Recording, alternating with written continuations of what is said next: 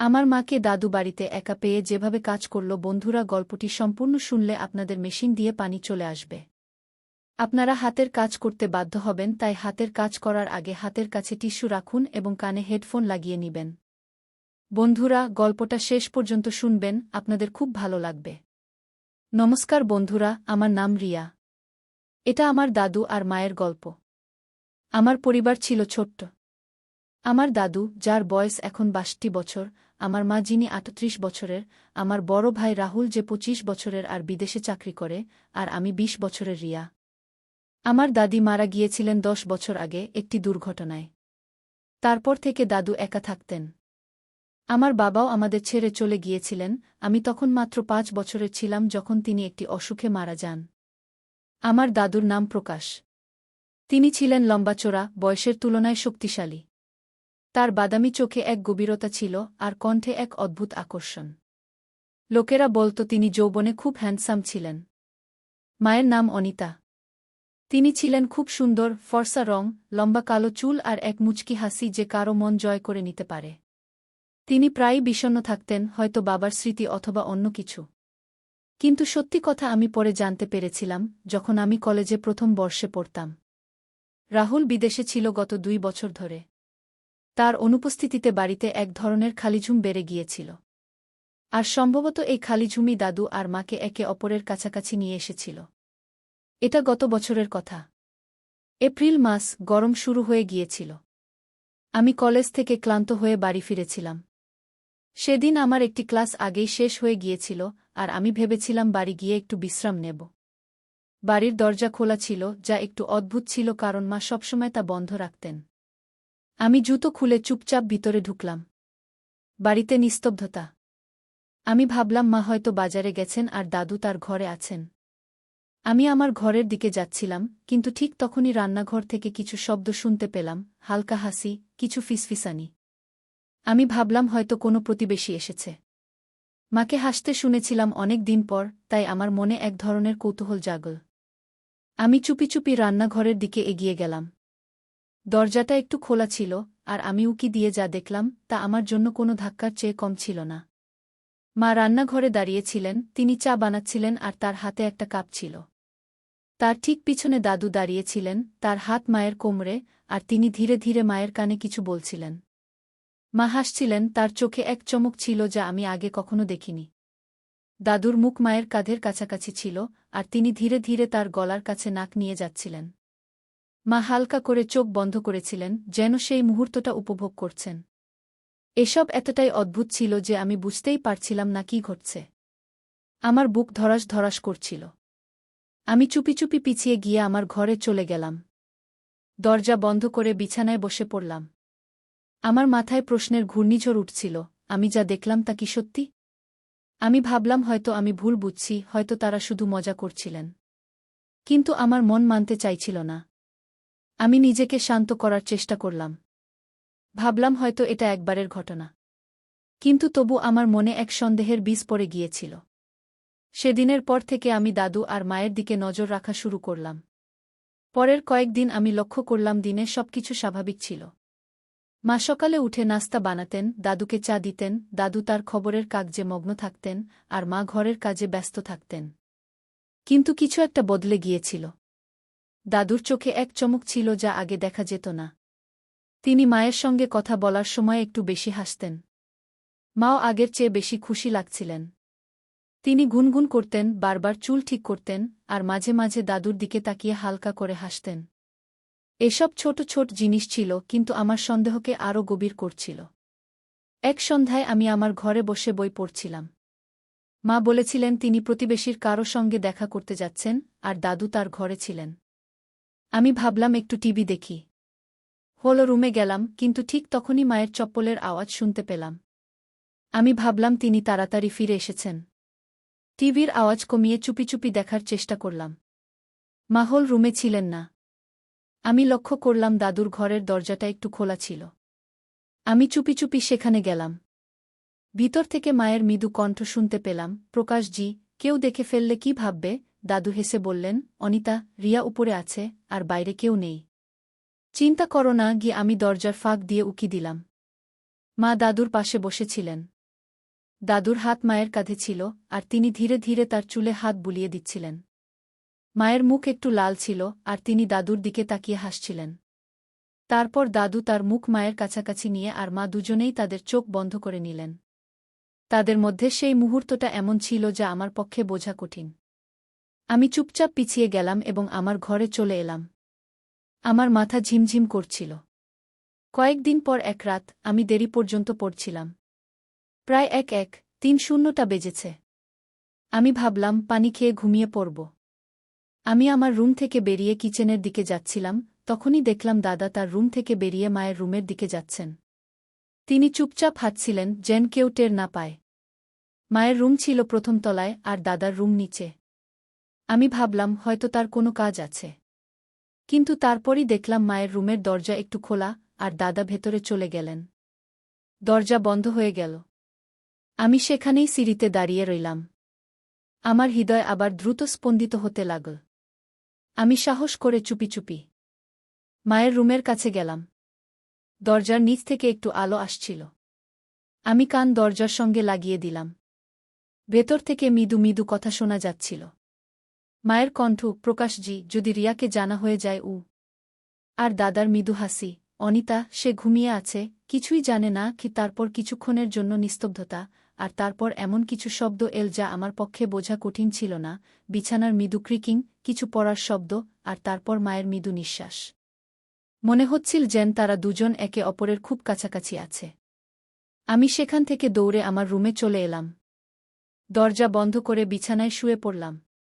আমার শ্বাস দ্রুত হচ্ছিল আর শরীর কাঁপছিল। এটা কি ছিল? আমার চোখের সামনে সেই সব ঘুরছিল, রান্নাঘরে সেই মুহূর্ত, হোলঘরে সেই নিকটতা, আর এখন এই রাতের নিস্তব্ধতা। আমি ঘুমাতে পারলাম না।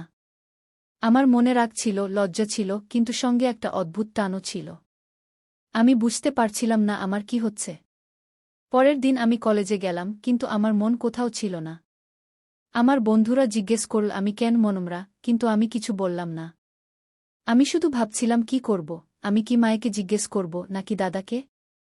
কিন্তু আমার সাহস হচ্ছিল না। আর তারপর একটা অদ্ভুত ব্যাপার ঘটল।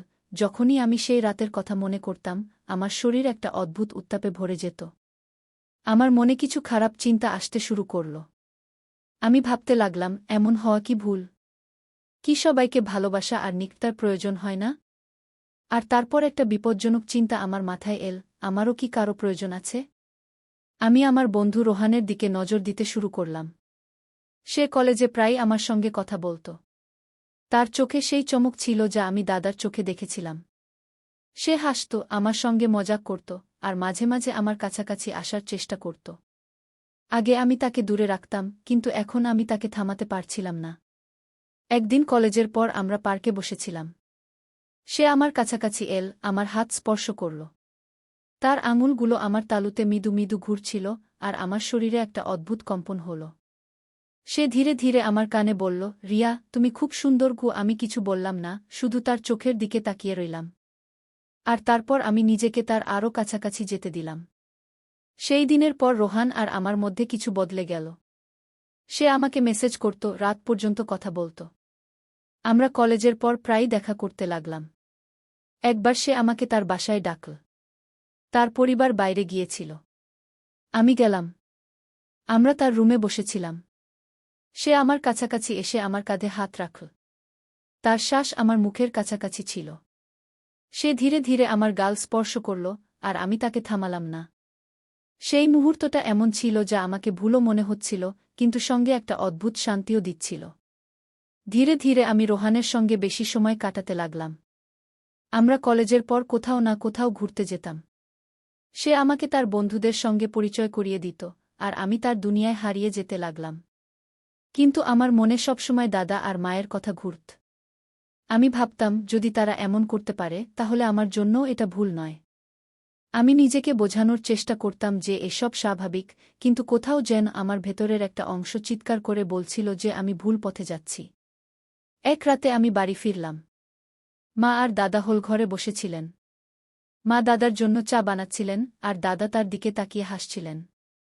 আমি লক্ষ্য করলাম মায়ের শাড়ির আঁচল একটু নিচে সরে গেছে, আর দাদার চোখ সেখানেই আটকে আছে। মা হালকা করে তার চুল ঠিক করলেন আর দাদা তার দিকে হাত বাড়ালেন। আমি চুপি চুপি আমার রুমে চলে গেলাম, কিন্তু সেই দৃশ্য আমার মাথা থেকে যাচ্ছিল না। আর তারপর সেই রাতেই রোহানের মেসেজ এল। সে লিখল, রিয়া, তুমি আজ খুব সুন্দর লাগছিলে। কাশ তুমি আমার কাছে থাকতে। আমি উত্তর দিলাম, কাশ আমিও তোমার কাছে থাকতে পারতাম। আর সেই রাতে আমি নিজেকে পুরোপুরি বদলে যেতে অনুভব করলাম। কয়েক মাস কেটে গেল। আমি রোহানের সঙ্গে আমার পথে হাঁটছিলাম, আর দাদামা তাদের পথে। রোহানের সঙ্গে আমার নিকটতা এখন একটা অভ্যাসে পরিণত হয়েছিল। আমি দিনে কলেজে যেতাম, কিন্তু আমার মন অন্য কোথাও থাকত। ক্লাসে বসে আমি না, আমি তার বার্তাগুলো পড়তাম না, তার কথায় হারিয়ে যেতাম। সে আমাকে প্রতিদিন এমন কিছু বলত যা আমার হৃদয় স্পর্শ করত। একদিন সে আমাকে আবার তার বাড়িতে ডাকল। আমি গেলাম। তার ঘরটি মৃদু আলো ভরা ছিল এবং সেখানে একটি অদ্ভুত নীরবতা ছিল। সে আমার কাছে এল, আমি কিছু বললাম না, শুধু নিজেকে তার আরও কাছে যেতে দিলাম। সেই মুহূর্তটি এমন ছিল যা আমাকে প্রতিবার আরও গভীরে নিয়ে যাচ্ছিল। আমি আমার চোখ বন্ধ করলাম এবং তার স্পর্শ অনুভব করতে লাগলাম। আমার মনে একটি প্রশ্ন জেগে উঠল, এই সেই অনুভূতি কি যা আমাকে দাদার কাছে নিয়ে যায়? কিন্তু আমি সেই প্রশ্নটিকে চেপে দিলাম। সেই দিনের পর আমি আরও ডুবে গেলাম। রোহান আমার জন্য সব হয়ে গিয়েছিল। আমি তার সাথে রাত পর্যন্ত বাইরে থাকতাম এবং বাড়ি ফিরতে ইচ্ছাই করতাম না। বাড়ির পরিবেশ এখন আগের চেয়েও বেশি অদ্ভুত হয়ে গিয়েছিল। মা এবং দাদা এখন আমার সামনেও কম সতর্ক থাকতে শুরু করেছিলেন।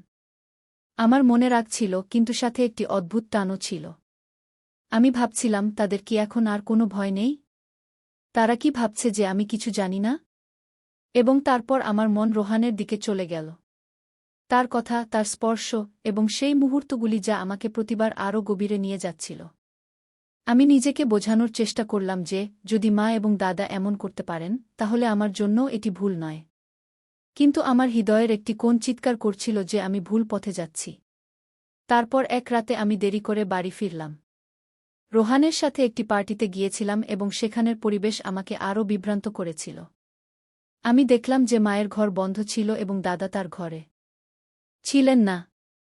আমি চুপি চুপি মায়ের ঘরের কাছে গেলাম। দরজার নিচ থেকে মৃদু আলো আসছিল। আমি কান দরজার সাথে লাগিয়ে দিলাম। ভিতর থেকে মায়ের মৃদু কণ্ঠ শুনতে পেলাম, প্রকাশজি, আজ একটু তাড়াতাড়ি। রিয়া কখন আসবে জানি না। দাদা হেসে বললেন, অনিতা, সে তার নিজের জগতে হারিয়ে আছে। সে কি জানে? তারপর নীরবতা নেমে এল। আমি বুঝতে পারলাম যে তারা আবার সেই জগতে হারিয়ে গেছেন।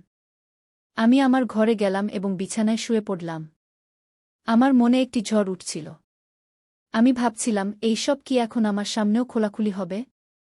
এবং তারপর রোহানের বার্তা এল। সে লিখল, রিয়া, আজ রাতে তুমি খুব সুন্দর দেখাচ্ছিলে। কাশ তুমি আমার কাছে থেকে যেতে। আমি উত্তর দিলাম, কাশ আমি থাকতে পারতাম। সেই রাতে আমি নিজেকে সম্পূর্ণরূপে পরিবর্তিত হতে অনুভব করলাম। আমি সেই পথে এতটাই এগিয়ে গিয়েছিলাম যে ফিরে আসা অসম্ভব মনে হচ্ছিল। কয়েক মাস কেটে গেল। আমি রোহানের সাথে আমার নিজের জগতে হারিয়েছিলাম এবং দাদামা তাদের নিজের জগতে। কিন্তু একদিন সব বদলে গেল। এক সন্ধ্যায় আমি কলেজ থেকে ফিরে দেখলাম যে বাড়ির পরিবেশ কিছুটা আলাদা। দরজায় একজোড়া জুতা পরে ছিল যা আমার চেনা লাগছিল। আমি ভিতরে গেলাম হলে রাহুল বসেছিল। তার মুখ শক্ত ছিল। মা এবং দাদাও সেখানে ছিলেন, কিন্তু তাদের চোখ নিচে ছিল। আমি বললাম, ভাইজা, তুমি কখন এলে? রাহুল আমার দিকে তাকাল এবং ধীরে বলল, আজ সকালে। রিয়া, তুমি উপরে যাও। আমাকে মা এবং দাদার সাথে কিছু কথা বলতে হবে। আমার অদ্ভুত লাগল, কিন্তু আমি আমার ঘরে চলে গেলাম। উপরে থেকে আমি তাদের কণ্ঠস্বর শুনতে পাচ্ছিলাম। রাহুলের কণ্ঠস্বর উচ্চ হচ্ছিল এবং মায়ের কণ্ঠ কাঁপছিল।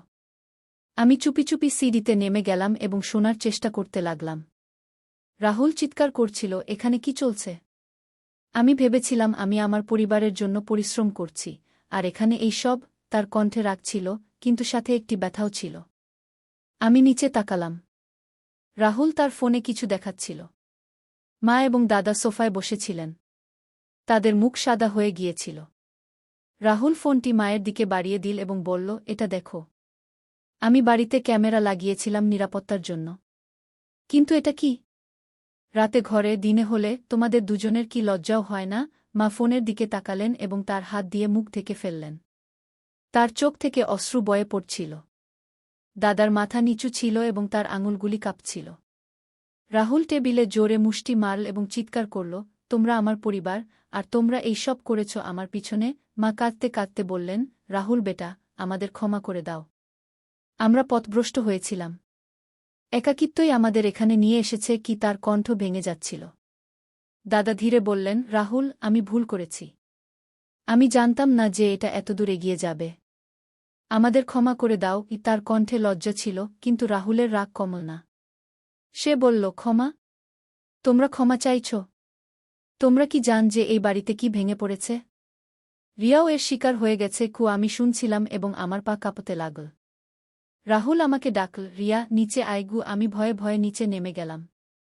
রাহুল আমার দিকে তাকাল এবং বলল, রিয়া, তুমিও বল, এসব কতদিন ধরে চলছে? আর তুমি কতদূর পথভ্রষ্ট হয়েছ? আমি কেঁদে ফেললাম। আমি সব বললাম। রান্নাঘরে সেই মুহূর্ত, রাতের নীরবতা, এবং রোহানের সাথে রাহুলের মুখ লাল হয়ে গেল। সে তার চুল টেনে ধরে বলল, এটা আমার পরিবার আমি বিদেশে দিনরাত পরিশ্রম করি, আর এখানে সব কিছু নষ্ট হয়ে যাচ্ছে। মা রাহুলের পা জড়িয়ে ধরে কাঁদতে কাঁদতে বললেন, বাবা, আমাদের একটা সুযোগ দাও। আমরা সংশোধন হয়ে যাব। দাদাও হাত জোর করে বললেন, রাহুল, আমি বুড়ো মানুষ। আমার ভুল ছিল। আমাকে শাস্তি দাও, কিন্তু এই ঘরটা বাঁচিয়ে দাও। কিন্তু রাহুল তার মুখ অন্যদিকে ঘুরিয়ে নিল। তার চোখে অশ্রু ছিল, কিন্তু তার রাগ কমেনি। সে বলল, না, এটা ক্ষমা চাওয়ার বিষয় নয়। এটা অপরাধ, এবং এর জন্য তোমাদের শাস্তি পেতেই হবে। পরের দিন সকালে রাহুল পুলিশকে ফোন করল। 2 পুলিশ কর্মী বাড়িতে এল, একজন ইন্সপেক্টর এবং একজন কনস্টেবল। রাহুল তাদের ফোনে ক্যামেরার ফুটেজ দেখাল। ইন্সপেক্টর ফুটেজ দেখে বলল, এটা গুরুতর মামলা। আমাদের এই দুজনকে থানায় নিয়ে যেতে হবে। মা এবং দাদা নিঃশব্দে বসেছিলেন। মায়ের চোখ দিয়ে অশ্রু গড়িয়ে পড়ছিল, আর দাদার মুখ পাথরের মতো শক্ত হয়ে গিয়েছিল। পুলিশ তাদের হাতকড়া পরিয়ে দিল। মা আমার দিকে তাকিয়ে আসতে বললেন, রিয়া, আমাদের ক্ষমা করে দিও। কিন্তু আমি কিছু বলতে পারলাম না। পাড়ায় হইচই পড়ে গেল। প্রতিবেশীরা বেরিয়ে এল, আর লোকজন ফিসফিস করতে লাগল।